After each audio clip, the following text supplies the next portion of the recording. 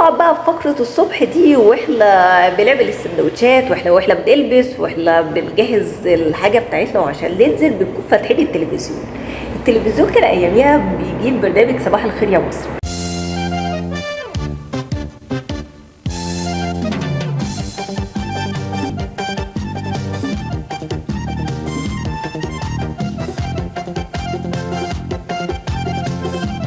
صباح الخير يا مصر كان بيجيب بعض الاغاني اللي كانت تقريبا اساسيه معانا واحنا نازلين منها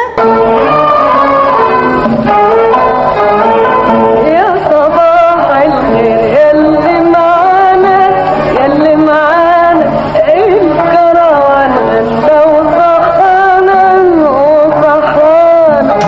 يا حلو صبح نهارنا فل، يا حلو صبح يا حلو طل، يا حلو صبح نهارنا فل. طبعا مش اغنيه ام كلثوم بس يا صباح الورد اللي معانا دي من الاغاني اللي ارتبطت معانا واحنا نازلين المدرسه، لا في يا حلو صبح، والاغنيه اللي دايما كانت مرتبطه بالامتحانات الشمس جات من بعيد بتاعت شاديه.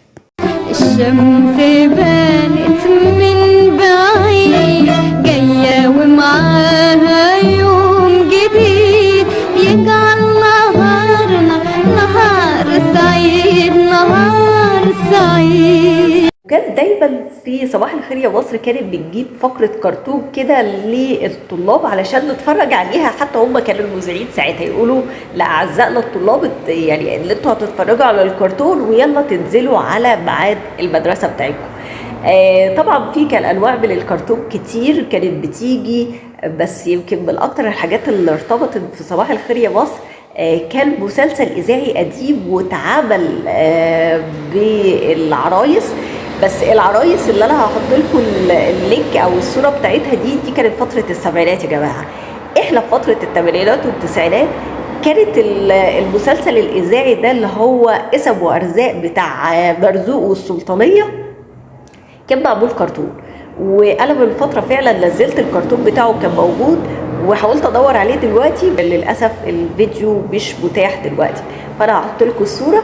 بس دي مش الصوره بتاعه الثمانينات والتسعينات، دي كانت الصوره او الوقت بتاع السبعينات. اجري مان في حاره الكحكيين راجل عتقي غلبان اسمه مرزوق حاطط القرمه بتاعته على راس الحاره وطول النهار يدقدق في الحتتين اللي في ايده وهو راضي باسمته وحامد ربه على ما هو. افتحوا يا عيال. مين؟ انا مرزوق. ابويا جدا قوم قبل ما تلحق الصلاة في الجامع. اشهد ان لا اله الا الله وان محمدا رسول الله. صباح الخير يا ام شوق. انا فين قبلك؟ انت في جزيرة الهمل. فين اخلع عليك تاج الجزيرة السلطانية. خلاص خلصنا التجهيزات واتفرجنا على الكرتون اللي موجود في صباح الخير يا مصر، نبتدي ننزل المدرسة. كنت إلى حد ما من الناس اللي لازم تروح المدرسة بدري، ده لأن أنا اللي هقدم الإذاعة المدرسية.